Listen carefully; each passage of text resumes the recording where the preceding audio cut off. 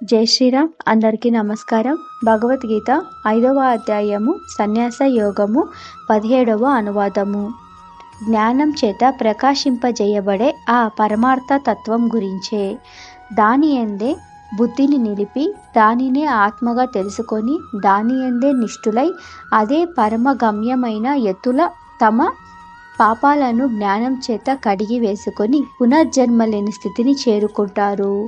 దాని యందు అంటే బ్రహ్మమందు బుద్ధిని నిలిపి దానినే పరబ్రహ్మమనే తాము ఆత్మగా తెలుసుకొని నిష్ఠతో అంటే అభినివేశము తాత్పర్యము కలిగి అంటే అన్ని కర్మలను సన్యాసించి బ్రహ్మము అందే నిలిచి ఉండి ఆ ఆత్మయే పరమగమ్యమై ఆత్మయందే ఆనందం అనుభవించేవారు ఎత్తులు.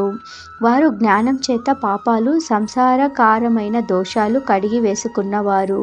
వారు పునరావృత్తి లేని స్థితిని దేహంతో తిరిగి తగులలేని స్థితిని చేరుతారు. జై శ్రీరామ్.